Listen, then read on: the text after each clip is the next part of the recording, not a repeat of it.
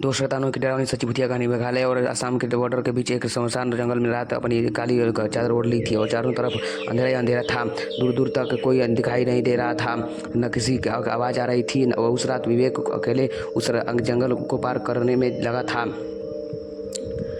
उसके चेहरे को देखकर ऐसा लग रहा था जैसे वो किसी बहुत बड़ी मुसीबत में है। इस जंगल में के बारे में जाना जाता था कि अगर कोई भी इंसान सूरज ढलने के बाद यहाँ आता है तो उसे एक शैतान अपने बस में कर लेता है। वो फिर ऐसी जंगल में हमेशा हमेशा के लिए कैद हो जाता है। विवेक को ये बात पता थी कि लेकिन वो फिर भी एक रुक नहीं पा रहा था, बस आगे बढ़ते जा रहा था। जंगल के आखिरी छोर पर एक नदी बह रही थी और उस नदी को पार करते ही असम सीमा शुरू हो जाती थी। उस नदी के ठीक बगल में लकड़ी बनी एक पुरानी हवेली थी। उस हवेली में एक बोर्ड लगा था जिस पर लिखा था वशीकरण बाबा। गांव के लोगों का मानना था कि उस हवेली में कुछ अजीब है। वहाँ ऐसी शैतानी ताकतें हैं जो हवेली में रहने वाले वशीकरण बाबा के मंत्रों की ताकत से इस दुनिया में आ जा गई हैं। 25 साल का विवेक अब उस हवेली के ठीक सामने खड़ा था और जोर जोर का हाँफ रहा था। उस हवेली के दरवाजे पर एक बड़ा सा चौकोर निशान बना था, ठीक वैसे ही जैसे मंत्र तंत्र की किताबों में होता है। विवेक हिम्मत जुटाई और दरवाज़ा खोला। अंदर उसने देखा कि एक बेहद अजीब सा दिखने वाला बाबा वहाँ कुछ हड्डियों की पूजा कर रहा है। बाबा की नज़र तुरंत विवेक पर गई। अब वो जोर जोर से बड़े ही डरावने तरीके से मंत्री को बोलने लगा।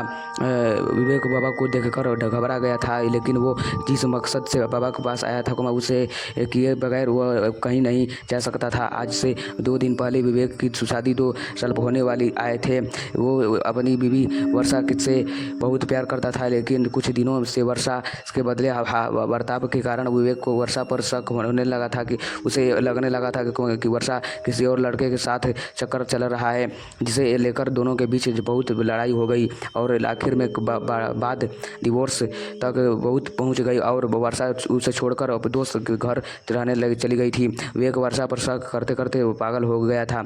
उसके दिमाग से वर्षा का ख्याल निकल ही नहीं रहा था। सोते जागते वो सब बस वर्षा के बारे में ही सोचता रहा था।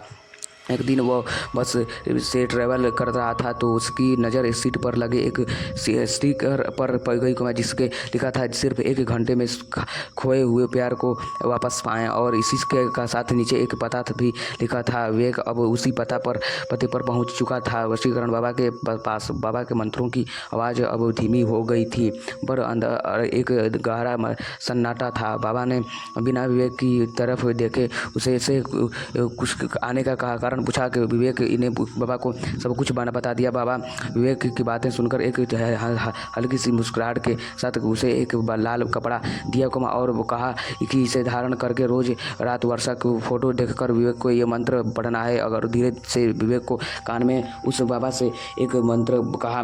इस मंत्र को पढ़ने के बाद वो बाबा फिर से अपनी पूजा में लग गया। विवेक ने बाबा को पैसे देने के लिए अपने हाथ से आगे बढ़ाया लेकिन वो उसे बाबा कोई नहीं पैसा नहीं लेने के लिए मना कर दिया। विवेक वापस जंगल के रास्ते से जाने लगा।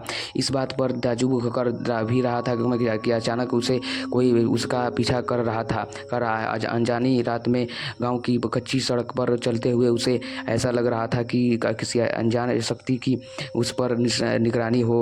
वो जितनी तेज चलने की कोशिश करता उसके कदम उतने ही धीमे बढ़ रहे थे। रात के 12 बजने में कुछ ही मिनट थे। विवेक अपने घर पहुंचा। उसने पर्स से वर्षा की तस्वीर निकल और बाबा का दिया हुआ लाल कपड़ा पहना और बाबा का दिया हुआ मंत्र का उच्चारण करने लगा। तभी अचानक उसे ऐसा लगा कि उसे किसी काले सोए ने घेर लिया और वो उस पर कब्जा जमाने की कोशिश कर रहा है। विवेक ने अपना सर चारों तरफ घुमाया और जोर जोर से मंत्र पढ़ने लगा। कुछ ही समय में वो काला साया वहाँ से गायब हो गया। विवेक रोज यही करता। ऐसा करते करते कई दिन गुजर गए, लेकिन विवेक की बीवी वर्षा अभी भी वापस नहीं आई। विवेक ने फिर से वशीकरण बाबा से मिलने का फैसला किया। हवेली पहुंचकर उसने बाबा को बताया कि वर्षा अब तक उसकी ज़िंदगी में वापस नहीं आई है। वीडियो पर बने रहें अभी दोस्तों, वीडियो पर भी बने रहें। वीडियो पर बने रहें। बाबा ने 2 मिनट के लिए अपनी आंखें बंद की। विवेक के गले में जो लाल धागा था है वो उसके वशीकरण की शक्ति को कम कर रहा है। विवेक ने वो धागा तुरंत उतार दिया। बाबा ने ये भी कहा कि अगर वो वर्षा को इस हवेली में ला सकता है तो वर्षा जरूर विवेक के पास आ सकती है। उस दिन भी विवेक जब अपने घर वापस जा रहा था तब भी उसको ऐसा लगा जो उसके पीछे पीछे चल रहा है और जो उसे देखने जा रहा है। लेकिन विवेक को वर्षा से बेहद प्यार करता था। उसे पाने के लिए वो कुछ भी करने के लिए तैयार हो चुका था। अगले दिन विवेक ने वर्षा को कॉल किया और वो माफ़ी मांगने के बहाने उस जंगल के पास शाम को मिलने के लिए बुलाया। वर्षा ने कुछ पल सोचा और फिर मान गई। दोनों आज बहुत दिनों बाद मिल रहे थे। बहुत बात करते करते विवेक वर्षा को हवेली में पास ले गया। जैसे ही वर्षा हवेली के पास पहुंची उसके एक अजीब सी घुटन महसूस होने लगी थी। वीडियो पर बने रहें दोस्तों। अभी उसने विवेक को तुरंत वहां से चलने को कहा, लेकिन विवेक ज़बरदस्ती उसे हवेली में के अंदर ले गया। बाबा ने उसे जैसे ही वर्षा को देखा उसने विवेक को बाहर जाने का कहा और दरवाज़ा बंद कर दिया। पूरे 2 घंटे हो चुके थे लेकिन दरवाज़ा अभी तक बंद था। विवेक को बहुत ज़्यादा घबराहट होने लगी थी। कुछ देर बाद दरवाज़ा अपने आप खुला, लेकिन विवेक ने जैसे ही दरवाजे के उस पार देखा तो वो देखकर विवेक के रोंगटे खड़े हो गए। अंदर वर्षा बेहोश पड़ी थी और उसके शरीर पर चारों तरफ मोमबत्तियां जल रही थीं। वो बाबा वर्षा के शरीर पर तरह तरह के निशान बना रहा था, लेकिन रोंगटे खड़े कर देने वाली बात यह थी कि वर्षा के पास एक बहुत ही भयानक सा काला साया मंडरा रहा था। बाबा ने विवेक को साया कहा कि अब वर्षा वहीं करेगी जो विवेक को उसे बोलेगा, लेकिन इसके बदले उसे इस काले साये की सारी ख्वाहिशें पूरी करनी होंगी। विवेक को कुछ समझ नहीं आ रहा था। वीडियो पर बने रहें दोस्तों। अभी वीडियो पर बने रहें प्लीज़ दोस्तों। अभी वीडियो बने रहें। उसने वर्षा को कहा वहाँ से चलने के लिए। कहा तो वर्षा एक कठपुतली की तरह उठकर खड़ी हो गई। वो एक जिंदा लाश से ज़्यादा और कुछ ही नहीं। विवेक वर्षा की ऐसी हालत देखकर पूरी तरह दहल गया था। उसने बाबा से गुस्से से कहा कि वो वर्षा को भले जैसा बना दे, लेकिन तभी काले साये ने विवेक को पीछे से धक्का दे दिया। वो काला साया बाबा में समा गया। उस बाबा का रूप एक भयानक आत्मा के बदलने के लगा था। उस बाबा के चेहरे का रंग नीला पड़ गया और आँखें पूरी सफ़ेद हो गई और जोर जोर से हंसने लगा। उस बाबा ने अपने भयानक रूप में बोला कि वो कोई मामूली इंसान नहीं है, बल्कि वो एक शैतान का साया है जो इस जंगल में ना जाने कब तक कैद था और उसने वर्षा की आत्मा चुरा के अपने आप को आज़ाद कर लिया है और विवेक को हमेशा के लिए अपना गुलाम बना लिया है। ये बात सब सुनकर विवेक वहाँ से फ़ौरन भागा और वो उस जंगल से निकल नहीं पा रहा था। वो वहाँ से निकलना कुछ देर बाद वापस उस हवेली के पास सामने ही आ जाता। धीरे धीरे उसके दिमाग में ने काम करना बंद कर दिया और वो उसी जंगल में कैद हो गया। 2 महीने बाद उसी जंगल में पुलिस को 2 सड़ी हुई लाशें मिली। वो लाशें किसी और की नहीं बल्कि विवेक और वर्षा की ही थी। वीडियो पर बने रहें दोस्तों। अभी वीडियो पर बने रहें। अगर मेरी ये कहानी आपको पसंद आई हो तो कमेंट शेयर ज़रूर करें और मेरे वीडियो को लाइक करें। सच्ची भूतिया कहानी। ढोलकपुर नामक गांव में एक बहुत पुराना घर था।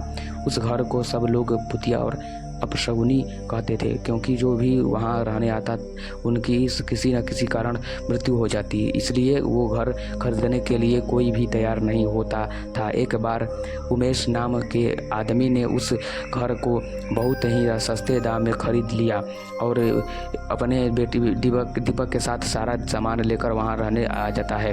घर में आने के बाद 2 दिन में ही उमेश को अपने आसपास अजीबोगरीब घटनाएं होने का एहसास होने लगा।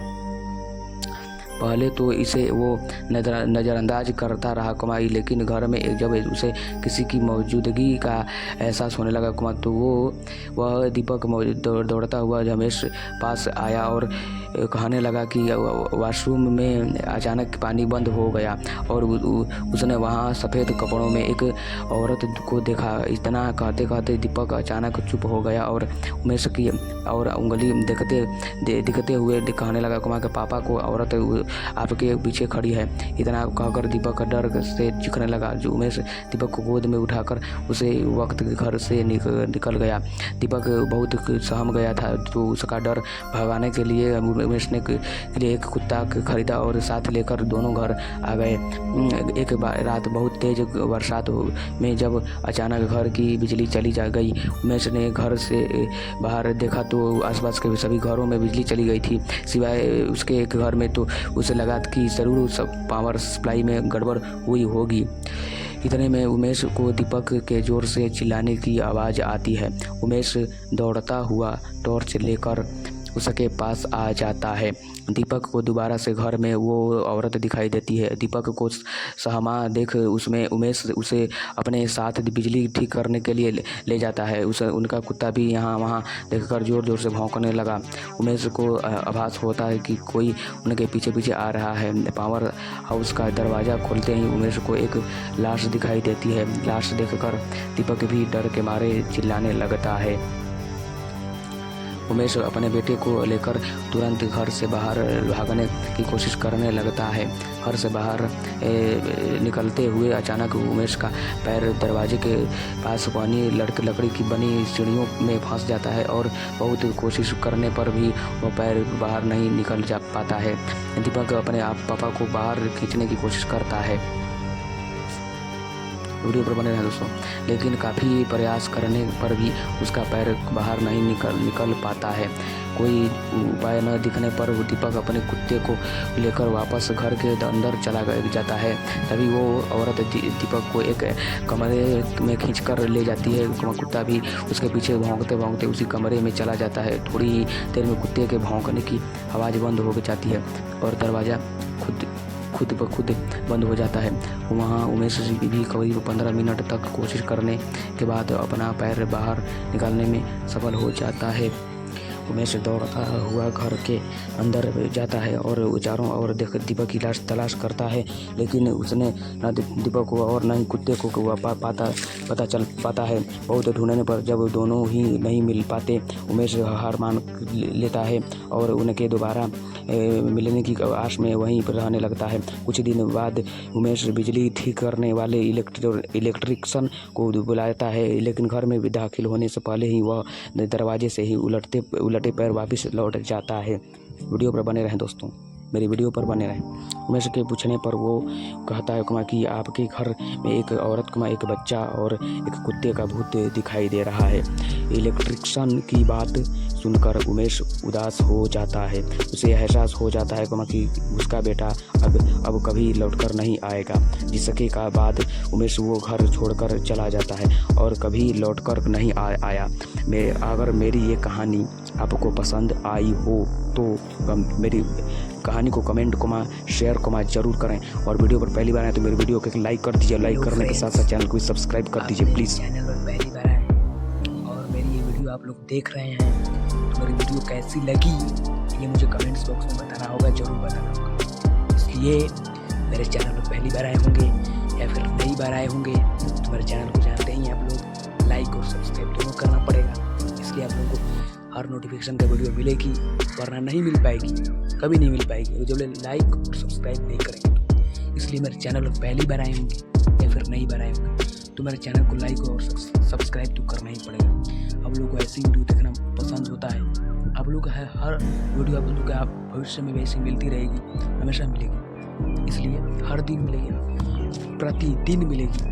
आप लोग ऐसी वीडियो देखना पसंद करते हैं जो हिंदी स्टोरी वीडियो से रिलेटेड हो, मोटिवेशनल वीडियो से रिलेटेड हो, इमोशनल वीडियो से रिलेटेड हो। इसलिए मेरे वीडियो पर पहली बार आए होंगे और मेरे वीडियो ये देख रहे होंगे, मेरे चैनल को जानते ही आप लोग लाइक और सब्सक्राइब दोनों करना पड़ेगा, तभी तो आप लोग ऐसा नोटिफिकेशन का वीडियो मिलती रहेगी हमेशा। करना ही करेंगे तो नहीं मिलेगी, ये जान लें आप लोग। इसलिए मेरे चैनल पर पहली बार आए होंगे या फिर नई बार आ गए होंगे, आप मेरे वीडियो को देखकर एंजॉय कर रहे होंगे। इसलिए आप लोगों से एक रिक्वेस्ट है, छोटा सा रिक्वेस्ट है, आप लोग मेरे चैनल पर पहली बार आए हो तो इस वीडियो को लाइक कर दीजिएगा। और लाइक करने के साथ साथ ये जो चैनल का बटन है, सब्सक्राइब का बटन है, सब्सक्राइब का बटन क्लिक करके बेल आइकन के प्रेस पर ऑल पर प्रेस कर दीजिएगा। ऐसा नोटिफिकेशन का और वीडियो आप लोगों को जल्दी से जल्दी मिलेगी और हमेशा मिलती रहेगी। इसलिए आप लोगों को वीडियो ऐसा देखना पसंद होगा, हिंदी स्टोरी वीडियो, इसलिए मेरे चैनल को लाइक और सब्सक्राइब दोनों करना पड़ेगा, इसलिए समझ लीजिए। इसलिए मेरे चैनल पर पहली बार आए हुए तो इस वीडियो को लाइक कर दीजिए। लाइक करने के साथ साथ जो सब्सक्राइब के बटन पर क्लिक करके बेल नोटिफिकेशन के ऑल पर क्लिक कर लीजिएगा, प्रेस कर लीजिएगा, बेल नोटिफिकेशन का ऑल पर प्रेस कर लीजिएगा। ऐसे नोटिफिकेशन का और वीडियो आप लोग मिलेंगे अगले वीडियो में कुछ खास करेंगे और खास बातें करेंगे। इसलिए मेरे चैनल पर लाइक कर दिए, सब्सक्राइब कर दिए। मिलेंगे अगले वीडियो।